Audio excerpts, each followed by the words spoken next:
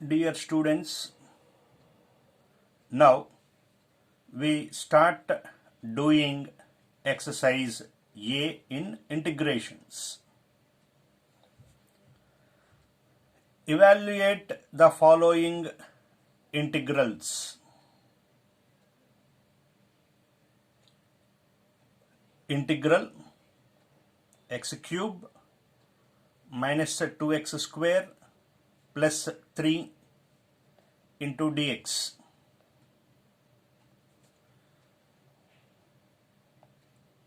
In between there is minus and plus. Then you can split the integral.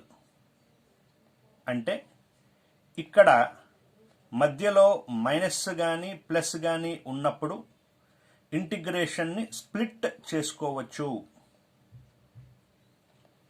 అంటే ఇదొక ఇంటిగ్రల్గా రాసుకోవచ్చు.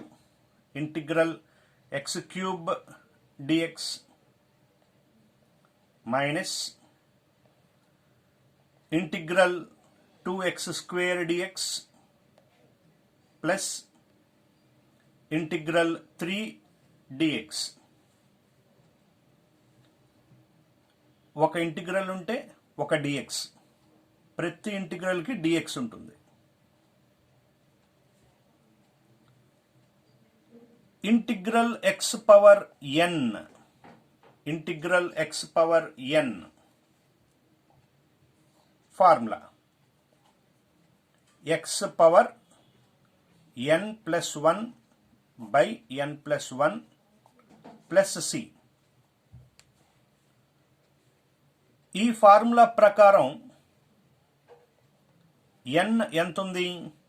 3.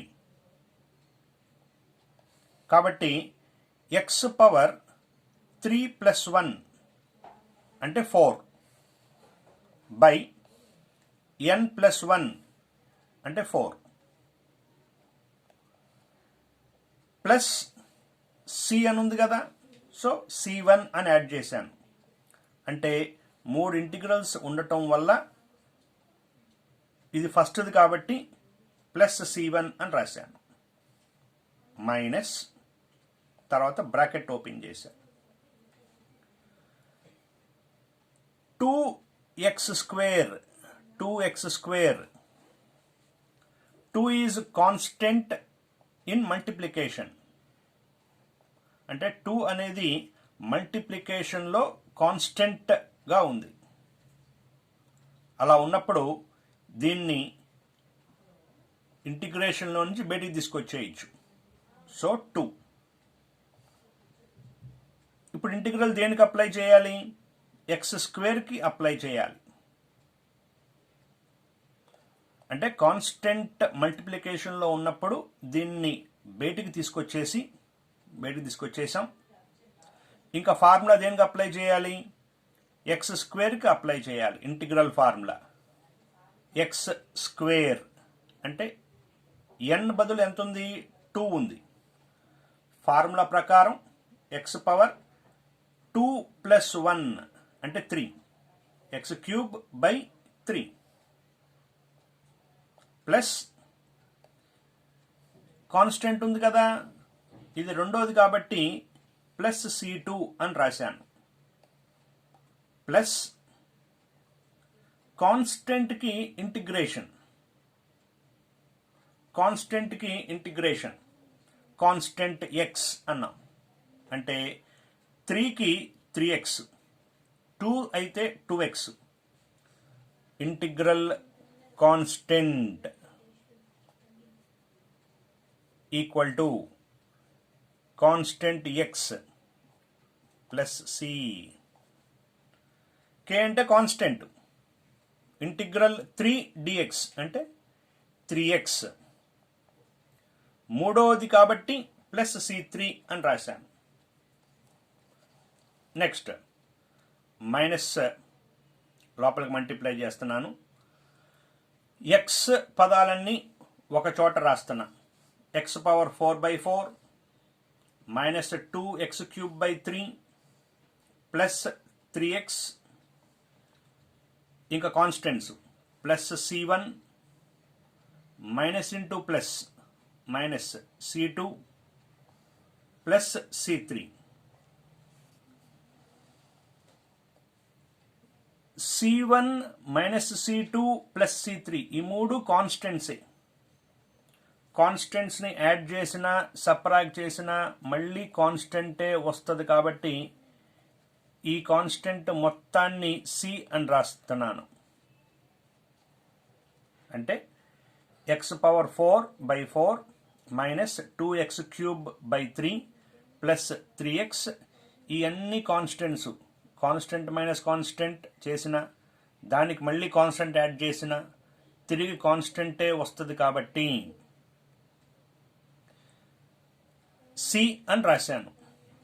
ఇక్కడ అర్థం చేసుకోవాల్సిన విషయం ఏంటంటే ఇంటిగ్రేషన్ని ఇలా విడగొట్టుకున్నప్పుడు ప్రతిసారి కూడా కాన్స్టెంట్ రాయాల్సిన అవసరం లేదు. మొత్తం సమ్ అయిపోయిన తర్వాత చివర్లో కాన్స్టెంట్ యాడ్ చేస్తే సరిపోతుంది. అంటే ఇలా 3 పార్ట్స్గా విడగొట్టాం, ప్రతి పార్ట్కి కాన్స్టెంట్ యాడ్ చేయాల్సిన అవసరం లేదు. ఇక మీదట x³ అంటే x⁴/4 అని రాస్తాం.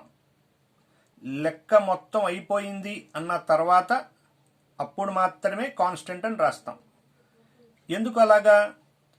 మనం ప్రతిసారి రాసినా కాన్స్టెంట్ని సబ్ట్రాక్ట్ చేసినా మళ్ళీ యాడ్ చేసినా మళ్ళీ కాన్స్టెంట్ నెంబరే వస్తుంది కాబట్టి అన్నిసార్లు రాయకుండా ఒకే ఒక్కసారి C అని రాస్తాము. అది కూడా లాస్ట్ అయిపోయింది సమ్ము అన్నప్పుడు రాస్తాం.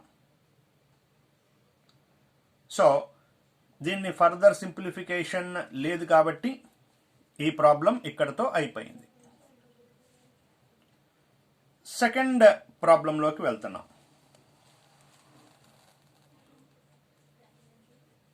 Integral 2x into √x dx.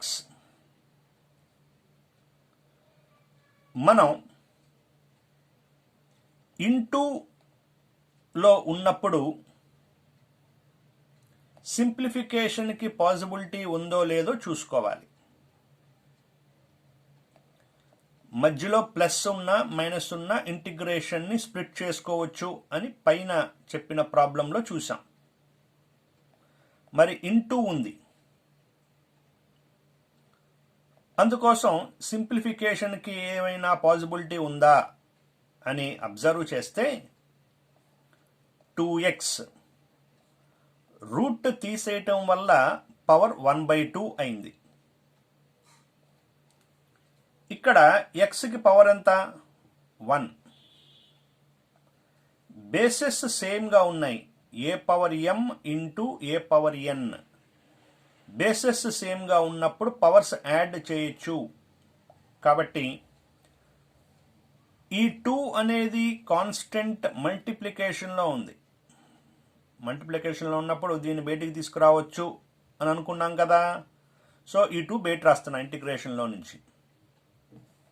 Bases సేమ్గా ఉన్నాయి, అలాగే ఇంటూలో ఉండటం వల్ల అంటే a⁴m ఈ formula a⁴m into a⁴n equal to a⁴m+n. కాబట్టి 1 + 1/2 LCM చేస్తే 3/2 వచ్చింది. ఇప్పుడు ఏ ఫార్ములా లాగా కనబడుతుంది?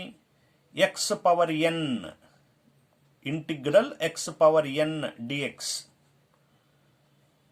కాబట్టి 2 ఇంటూ x⁴n+1/n+1